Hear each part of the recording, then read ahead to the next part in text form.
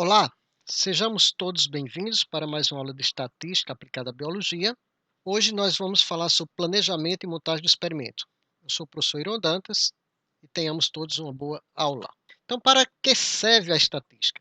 A estatística nós utilizamos para fazer os testes e tomar decisão para uma população com base na observação de amostras. Isso por quê? Porque normalmente nós não conseguimos fazer medições ou testes para toda a população. Então, nós pegamos algumas amostras que sejam representativas e depois nós poderemos fazer inferência para a população.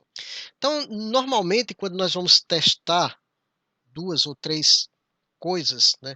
Então, nós levantamos hipóteses. E essas hipóteses, nós poderemos aceitar as hipóteses ou nós poderemos rejeitar as hipóteses. E nós levantamos sempre duas hipóteses. Eu vou dar um exemplo aqui, que nós poderemos testar 4 variedades de plantas, saber se elas têm desenvolvimento iguais ou se elas têm desenvolvimento diferentes. Então, a hipótese nula que eu levanto é que o seguinte: não existe diferença entre os fatores testados, ou seja, as 4 variedades de plantas têm um desenvolvimento semelhante. E a alternativa, que é a hipótese H1, é que existe diferença entre pelo menos uma das espécies das variedades de plantas testadas. Então, levantamos sempre as duas hipóteses. A hipótese H0, que é de nulidade, e a hipótese H1, que é a hipótese de diferença. Existe uma certeza nisso? Eu digo que existe uma certeza estatística, ou seja, é uma certeza onde você admite um erro. Então, que erros são esses? Existem dois tipos de erros, o erro tipo 1 e o erro tipo 2, que nós vamos falar agora. Então, quando nós vamos testar essas hipóteses, nós vamos aplicar teste de significância, ou o que a gente chama teste de hipótese, e a gente pode ocorrer em dois tipos de erro. O erro tipo 1 é quando nós rejeitamos a hipótese nula, desde que ela seja verdadeira. Então, assim, não existe diferença entre as variedades. Isso é verdade, o experimento mostrou que é verdade e eu rejeitei. Eu fiz um erro do tipo 1. O erro do tipo 2 é quando a hipótese nula ela é verdadeira, aliás, ela é falsa e nós não rejeitamos. Então, vamos dar um exemplo aqui. Digamos que eu tenha esse experimento aqui, que eu vou testar o extrato de 3 plantas que são repelentes para Aedes. Eu levanto a hipótese H0, que os extratos das 3 plantas não têm nenhum efeito de repelência, ou tem o mesmo efeito, todas elas repelem, todas elas não repelem. E a H1 é que pelo menos um dos extratos tem efeito, que seja de repelência ou não, mas que ela é diferente das demais. E digamos que já se saiba, né, depois de tudo isso, que a hipótese verdadeira é que os extratos têm o mesmo efeito, ou seja, é a hipótese H0. Então, eu deveria aceitar essa hipótese. O meu teste deveria dizer: essa hipótese é a verdadeira. Os 3 extratos não têm diferença, são iguais. Então, eu deveria aceitar essa hipótese. Mas digamos que eu apliquei o teste e cometi o erro tipo 1. Ou seja, essa hipótese é a verdadeira, eu deveria aceitar, mas eu rejeitei. Se eu fizer isso, eu estou cometendo um erro. E esse erro é do tipo 1. Agora, vamos ver um erro do tipo 2. A mesma coisa, as mesmas 3 extratos de plantas. H0, a hipótese que não tem efeito. A hipótese H1, que pelo menos um deles tem efeito. Só que dessa vez, para esses 3 extratos, H0 foi falsa. Pelo menos um dos extratos se sobressai sobre os demais. Eu deveria recusar essa hipótese. Mas digamos que eu apliquei o teste e depois eu concluí que essa hipótese aqui, a H0, eu aceitei ela e diz que não existe diferença entre os extratos. A repelência é a mesma coisa. Então, se eu fiz isso, eu deveria recusar e eu não recusei, então eu estou cometendo um erro de 2. Para que a gente está explicando isso? Porque nós vamos fazer nossos experimentos, nós vamos fazer nossas análises, aplicar nossos testes e admitir um erro. Normalmente, na área biológica, o erro é de 5%, que é o alfa 0005, ou o erro é de 1%, o alfa 001. Significa 5% ou 1%, respectivamente. E os testes de significância, eles sempre trabalham com a margem de erro para o erro do tipo 1, que é aquela que rejeita a hipótese verdadeira, desde que ela deveria ser aceita. Ou seja, nós temos 95% de chance de estarmos certos, e se nós errarmos, nós estamos errando no erro do tipo 1, que é aqueles 5% que a gente admitiu.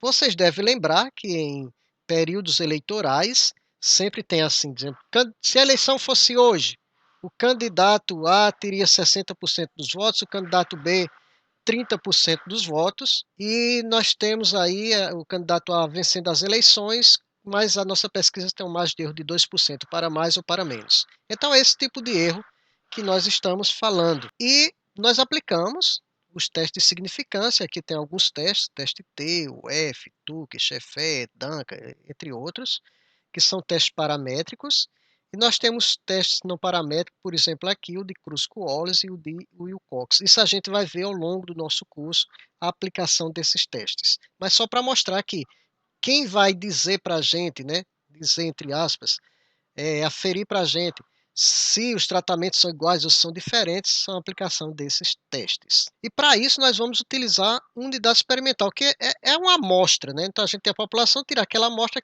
vai ser a nossa unidade experimental, que a gente chama nesse caso de parcela. Então nós temos aqui alguns exemplos, digamos que isso aqui fosse a população como toda, a gente tira só essa amostra. Aqui também a gente tem algumas coisas, tira algumas amostras, aqui amostras de sementes, né?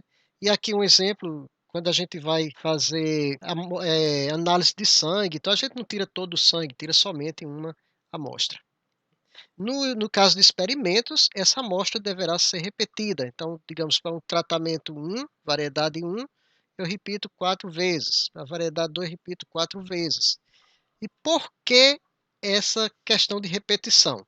Isso está dentro dos princípios básicos da experimentação. Você tem que repetir para que aquele evento que você está medindo, ele se concretize, porque às vezes é apenas uma casualidade. Como exemplo aqui, nós temos um exemplo de corrida de cavalo, digamos que você vai apostar em um cavalo, mas não sabe qual. Você assiste uma bateria, cavalo 1 ganhou, você, vou apostar nesse. Depois, na segunda bateria, quem ganhou foi o cavalo número 14. Então eu vou apostar no 14. Na terceira bateria, o cavalo 1 ganha novamente. Na quarta bateria, o cavalo 1 ganha novamente. A pergunta é, qual cavalo você apostaria? Conjunto aí, né? Cavalo e o jockey. Eu apostaria no 1, porque nas repetições ele acabou se sobressaindo. Se eu tivesse assistido apenas a corrida número 2, eu iria apostar no cavalo de número 14. O número de repetições no experimento, normalmente em campo, ele varia de 4 a 8 repetições em campo, em casa de vegetação. Mas aí isso depende muito do tipo de material que você está trabalhando. Como eu trabalho com inseto, eu prefiro 10 repetições, principalmente em laboratório. E somando os tratamentos e as repetições, somando todas as repetições, a gente deve ter no mínimo 20 parcelas, né? Que seja, eu tenho 4 tratamentos, 5 repetições de cada tratamento, então 5 vezes 4, 20. Eu tenho 5 tratamentos, eu posso repetir 4 vezes esse tratamento, 5 vezes 4, 20 parcelas. Outra coisa, nós deveremos casualizar. Volto aqui para a mesma história da corrida de cavalo. Não é interessante que todos eles, em todas as corridas, ou seja, todas as baterias, saiam nas mesmas raias, porque determinada raia, determinada posição pode favorecer um determinado cavalo, que nesse caso o cavalo seria os tratamentos, e em detrimento de outras coisas. O que nós estamos querendo testar aqui é somente os cavalos, né? Conjunto cavalo-jockey. E aqui eu estou dando um exemplo mais de casualização, apesar disso aqui não parecer um experimento, parecer mais um mostruário, mas mostrar que eles devem ficar distribuídos ao acaso. Tem um outro princípio que é o do controle local. Isso, quando nós formos estudar blocos casualizados, nós vamos verificar isso um pouco mais aprofundado, entender mais um pouquinho o que é esse controle local. Por enquanto, só para que a gente saiba que existem esses 3 princípios: repetição, casualização e o controle local. O controle local a gente vê depois.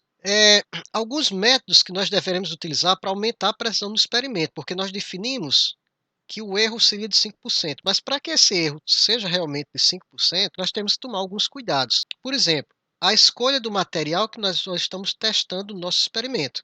Então, se você está trabalhando com semente, deverá ser sementes selecionadas, da mesma idade, com sanidade boa, não sementes desse tipo aqui. Outra, a seleção das unidades, as unidades experimentais, as parcelas, aqueles locais que nós vamos colocar as nossas amostras, o tamanho da amostra, tudo tem que ser homogênea, tem que ser representativa e tem que ser homogênea. Então, se a gente vai em um experimento no campo e a área é de 5 metros por 4 para todos os tratamentos tem que ser 5 por 4. Tem que ser tudo igualzinho, tudo homogêneo, de forma que a única coisa que vai interferir nos resultados, que nós queiramos que interfira nos resultados, seja somente os tratamentos que nós estamos utilizando.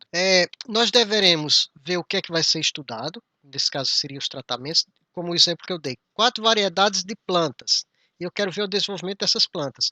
Então, os tratamentos será a planta da variedade A, digamos alface, alface crespa, alface repolhuda, alface americana e alface lisa. Eu quero saber quem é que se desenvolve melhor. Então, meus tratamentos são essas 4 variedades de alface. Quais as características que eu quero analisar? Eu poderia analisar peso dos alfaces aos 30 dias após germinação, quantidade de matéria seca, quantidade de matéria de parte aérea, quantidade, peso da raiz, peso de parte aérea. Nesse caso, eu coloquei aqui o desenvolvimento, né? No caso de bactéria, a gente pode ver desenvolvimento de colônia. Agora, alguns fatores podem afetar a característica disso que a gente está querendo estudar. Eu estou querendo estudar o desenvolvimento das plantas, das variedades de alface, mas a luz pode influenciar, o vento pode influenciar, a idade do material pode influenciar, a procedência do material, o alimento, nesse caso a adubação, pode influenciar. Então, todas essas coisas que podem influenciar, a gente tem que fazer o máximo homogêneo, que seja homogêneo para todos eles. A luz deverá incidir em todos eles igualmente, o vento também, se tiver igualmente.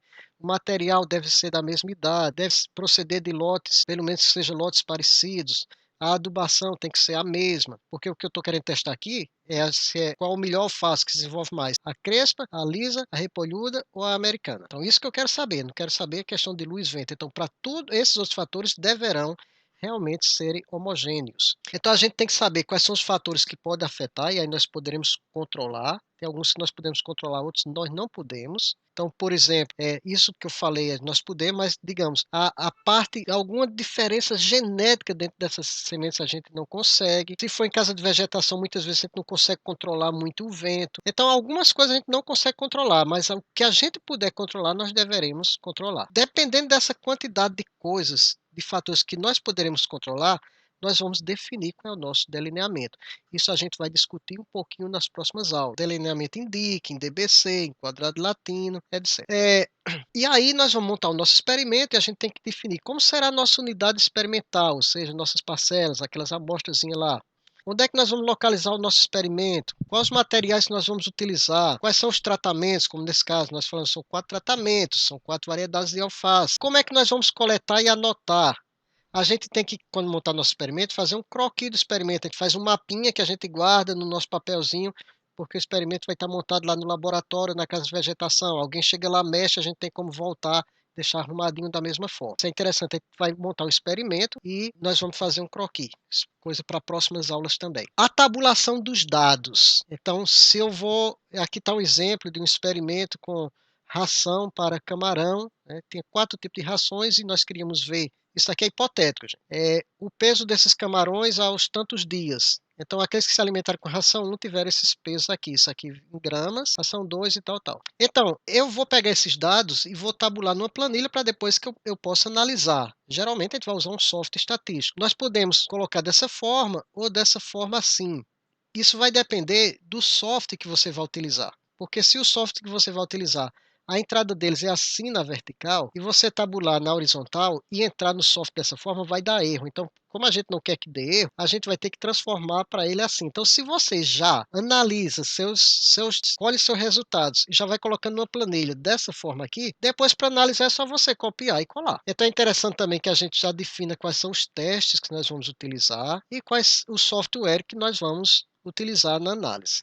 Bom, então convido vocês para a gente planejar um experimento, fazer a montagem do experimento aqui, fazer uma simulação, só que isso é um assunto para a próxima aula.